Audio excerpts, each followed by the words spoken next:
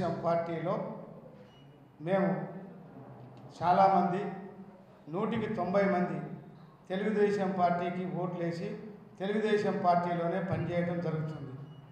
తిరుపతి తాతయ్యగుంట గంగమ్మ గుడి మెంబర్గా కొల్లంగుంట అశోక్ అనే రజకుల్ని తిరుపతి పట్టణంలో ఉన్న రజకులందరం కూడా ఏకగ్రీవంగా ఒక్కరి పేరే పార్టీకి సూచించడం జరిగింది. 12 మంది క్లస్టర్లకు కూడా వెళ్ళి విజ్ఞప్తి చేయడం జరిగింది. అదేవిధంగా తిరుపతి తెలుగుదేశం పార్టీ అధ్యక్షుల వారికి, తిరుపతి నియోజకవర్గం తెలుగుదేశం పార్టీ ఇన్ఛార్జి గారికి కూడా చెప్పడం జరిగింది. తప్పనిసరిగా రజకులకు న్యాయం చేస్తామని చెప్పి ఈరోజు తాతయ్యగుంట గంగమ్మ గుడిలో రజకులకు అవకాశం లేకుండా చేయడం అనేది మాకందరికీ బాధ కలిగించేసి గౌరవ ముఖ్యమంత్రి వర్యులు నారా చంద్రబాబు నాయుడు గారు, రాష్ట్ర ముఖ్యమంత్రి వర్యులు గారికి మేము విజ్ఞప్తి చేస్తున్నాం. ఎందుకంటే ముఖ్యమంత్రి గారు పార్టీ అధికారంలోకి వచ్చిన కానించి పదే తెలుగుదేశం పార్టీ అధ్యక్షులకు కానీ ఇన్ఛార్జీలకు కానీ ఏం సూచిస్తున్నారంటే, ఎక్కడైనా నియోజకవర్గాల్లో చిన్న సామాజిక వర్గాలకు ఎక్కడైనా నియోజకవర్గంలో తెలుగుదేశం పార్టీలో అవకాశం కల్పించండి, అదేవిధంగా గుళ్ళల్లో అవకాశం కల్పించండి, అన్యాయం చేయకూడదని చెప్పేసి పదే చెప్తుంటే తెలుగుదేశం పార్టీలో ఉన్నటువంటి కొంతమంది నాయకులు ఇక్కడ రజకులకు అన్యాయం చేయడం జరిగింది.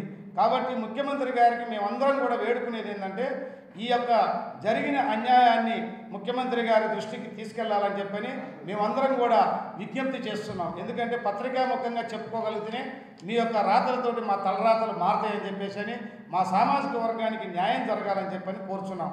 అదేవిధంగా తెలుగుదేశం పార్టీలో అశోక్ అని అతను 20 సంవత్సరాల నుంచి అనేక కార్యక్రమాలు నిర్వహిస్తూ ఉన్నారు.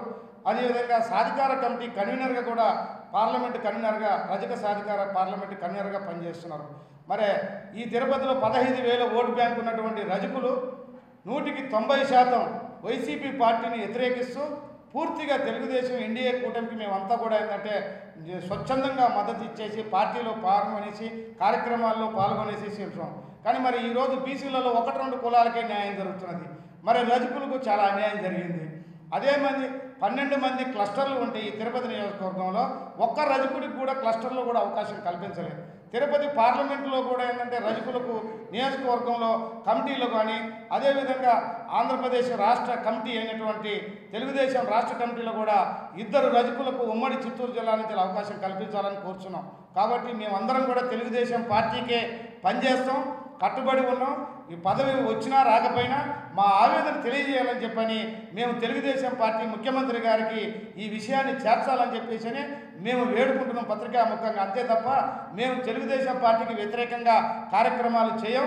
ఇచ్చినా ఇవ్వకపోయినా మేమందరం కూడా ఇంకా కూడా సహనంగానే భరించేసి తెలుగుదేశం పార్టీకే కట్టుబడి పనిచేస్తామని చెప్పని కూడా ముఖ్యమంత్రి గారికి, నారా లోకేష్ గారికి ఈ సమాచారాన్ని పోవాలని చెప్పని తెలుగుదేశం పార్టీలో కొంతమంది గ్రూపులు కట్టేసి చిన్న కులాలకు అన్యాయం జరుగుతుంది కాబట్టి తక్షణమే పార్టీ దీని మీద కమిటీ వేసేసి రజకులకు తిరుపతి పార్లమెంటు నియోజకవర్గంలో న్యాయం చేయాలని చెప్పని మేమందరం కూడా పార్టీకి ముఖ్యమంత్రి గారిని, పార్టీ రాష్ట్ర అధ్యక్షుడైనటువంటి పల్లా శ్రీనివాసరావు గారిని, జిల్లా ఇన్ఛార్జి మంత్రి అయినటువంటి మన అనగాని సత్యప్రసాద్ గారిని అందరినీ వేడుకుంటున్నాం. ఎందుకంటే మా బాధ, మా ఆవేదన, మాకు అవమానంగా బాధపడుతున్నాం. ఎందుకంటే తెలుగుదేశం పార్టీలో ఏ కార్యక్రమాన్ని పిలిపించినా 50 మందికి తగ్గకుండా ప్రతి కార్యక్రమంలో ప్రోగ్రాంలో పాల్గొంటున్నాం.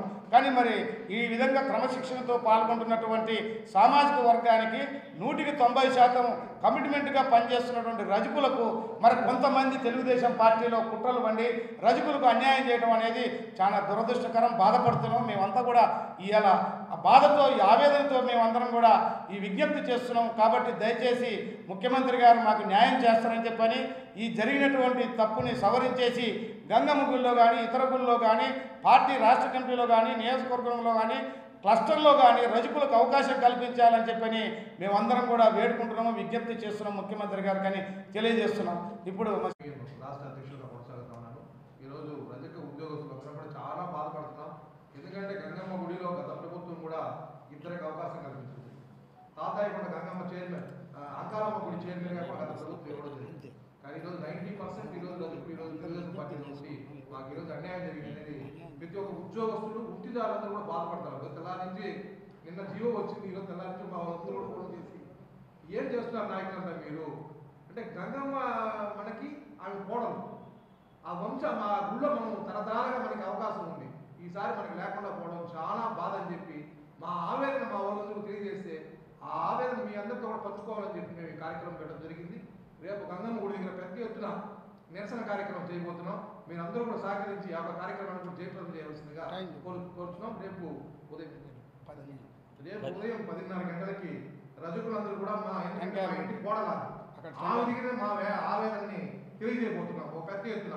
కావున అందరూ కూడా సహకరించవలసిందిగా ఈ సందర్భంగా కోరుతున్నాం. తెలుగుదేశం పార్టీ జిల్లా కార్యదర్శి. ఇప్పుడు మేము పార్టీకి వ్యతిరేకమే కాదు, రజకులు 25,000 మంది కుటుంబాలు తిరుపతిలో ఉన్నాము. 25,000 కుటుంబంలో 75% టీడీపీ కుటుంబాలు. మేము అడిగింది ఒక గంగమ్మ గుడి అంటే ఆయన మా ఇంటికి కోడాలి, మేము ఆమె దగ్గర సేవ చేయాలనేది మా కోరిక. మేము ఎన్నోసార్లు సీఎం గారికి కానీ ఇన్ఛార్జి మంత్రి గారిని రిఫరెన్స్ ఇచ్చాము. ఎందుకు మాకు దేవస్థానంలో ఒక నెంబర్, ప్రతి ఒక్కళ్ళు ఒక నెంబర్ ఇవ్వండి అని కోరుతున్నాం. దానికి సీఎం గారు కూడా అనుకూలంగా ఇచ్చారు. సరే, తిరుపతి నాయకులు ఏం జరిగిందో ఏమో తెలియదు, మాకు గంగమ్మ గుడిలో స్థానం కల్పించకుండా మాకు అన్యాయం జరిగింది. కాబట్టి ఈసారి ఆలోచించి మాకు అవకాశం కల్పించాలని, దీంట్లో పార్టీకి ఇబ్బంది కలిగేట్టుగా మేము ప్రవర్తించడం లేదు, పార్టీకి అన్యాయం చేయాలని కాదు. మా రజకులు గుర్తించండి. ఒక వార్డు అధ్యక్షుడు అడిగినా ఏమని అంటున్నారు, ఒక మెంబర్ అడిగినా ఏ రకంగా అడుకోవాల్సి వస్తుంది, ప్రతి నాయకుడి దగ్గరికి అడుకోవాల్సి వస్తుంది. దయచేసి ఇంకా గుర్తించి రజకులను గుర్తించి ప్రతి పార్టీలో మేము పార్టీ కష్టపడుతున్నాం కాబట్టి, పార్టీకి మేము అనుకూలంగా ఉన్నాం కాబట్టి మాకు న్యాయం జరిగించాలనేసి పార్టీ నాయకులకి అందరికీ కోరుచున్నాం. ఎక్కువగా రజకులు 90% తిరుపతిలో అయితే 90% తెలుగుదేశం పార్టీకే పనిచేస్తుంటారు.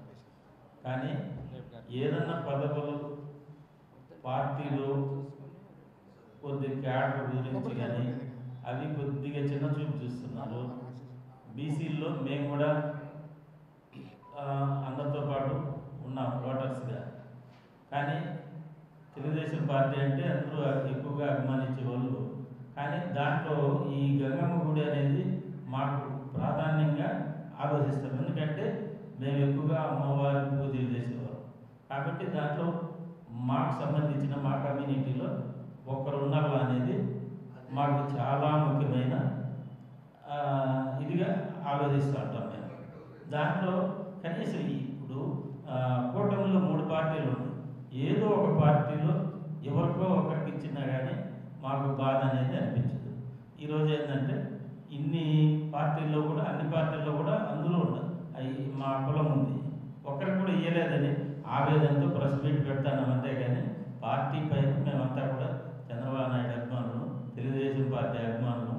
మేము ఏంటంటే మీ పత్రికా విలేకరుల ద్వారా చంద్రబాబు నాయుడు దగ్గర వరకు చేరతాదనే ఉద్దేశంతో ఈరోజు ప్రెస్ మీట్ పెట్టడం జరిగింది. ప్రింట్ మీడియా, ఎలక్ట్రానిక్ మీడియాకి నా నమస్కారం. నా పేరు ఎస్ శంకర్, రజక సాధికార కమిటీ రాష్ట్ర కమిటీ మెంబర్గా పనిచేస్తున్నా. నేను నాకు ఓటు హక్కు వచ్చినప్పటి నుంచి తెలుగుదేశంతోనే నేను మమేకమై తెలుగుదేశ కార్యక్రమంతోనే నేను నడుచుకుంటూ కార్యక్రమాలు చేస్తూ వస్తున్నాం. మేము తిరుపతిలో ఈరోజు రజక సామాజిక వర్గంలో ఉన్నటువంటి అందరూ కూడా 90% పైన తెలుగుదేశంలోనే పనిచేస్తున్నాం. వార్డు అధ్యక్షులు గాను, అదేవిధంగా బూత్ లెవెల్ కమిటీ మెంబర్లు గాను, మేము అందరూ ఇక్కడ ఉన్న ప్రతి ఒక్కరు కూడా పనిచేస్తున్నటువంటి నాయకులు. మేము తిరుపతిలో జనసేన అవుతానేమి, అదేవిధంగా బీజేపీ అవుతానేమి, తెలుగుదేశం పార్టీ 3 కులాలలో కూర్చొని రజకులు అందరూ కూడా ఐకమత్యంతో ఒక్కరినే ప్రమోట్ చేద్దాము. గంగమ్మ గుడి మన ఇంటికి కోడాలు, ఆమెకి సేవ చేసుకునే భాగ్యం మనకు కల్పించాలి అని చెప్పిన ఉద్దేశంతో మేము అందరూ కలిసి ఏకగ్రీవంగా అశోక్ని నియమించాలని చెప్పినారు. 3 పార్టీలు అనుకొని అశోక్ పేరు ప్రతిపాదించడం జరిగింది. లాస్ట్ స్టేజ్ వరకు కూడా మీ పేరు కన్ఫర్మ్. మీరు తిరుపతిలో రాజకీయంగా అవుతానేమి, అదేవిధంగా ఐకమత్యంతో ఉండటం అవుతామే, మిమ్మల్ని చూసి మేమందరూ నేర్చుకోవాలని చెప్పి మమ్మల్ని ఇండైరెక్ట్గా చెబుతూ వస్తూ ఈరోజు లాస్ట్ కమిటీలో రజకులు కనే వాళ్ళకే స్థానం లేకుండా చేయడం జరిగింది. ఇది ఈరోజు ఈ ఒక్క విషయంలోనే కాదు, ఇంతకుముందు మన లక్ష్మీ గారు చెప్పినట్టు క్లస్టర్ విషయంలో అయితేనేమి, పార్టీ కమిటీ విషయంలో అయితేనేమి, అదేవిధంగా మాకు ఈ జిల్లా స్థాయిలో ఉన్నటువంటి కమిటీల విషయంలో కూడా మాకు చాలా చిన్న చూపు చూస్తున్నారు. దీన్ని ముఖ్యమంత్రి గారి దృష్టి వరకు తీసుకెళ్ళాలి. ఇక్కడ ఉన్న జరుగుతున్నటువంటి ఈ విషయాన్ని వాళ్ళ దృష్టికి తీసుకెళ్తే ఏమన్నా న్యాయం జరుగుతుందేమో. 1-2 కులాలే బీసీలు అయితే తెలుగుదేశంలో రాష్ట్ర వ్యాప్తంగా అవుతాయి, నగర వ్యాప్తంగా అవుతాయి, అన్ని విషయాల్లో కూడా తెలుగుదేశం పార్టీకి అండగా ప్రతికూలంగా మేము పనిచేస్తున్నామని ఈ సందర్భంగా పత్రికాముఖంగా తెలుగుదేశం పార్టీ రాష్ట్ర నాయకత్వానికి విజ్ఞప్తి చేస్తున్నాను నేను.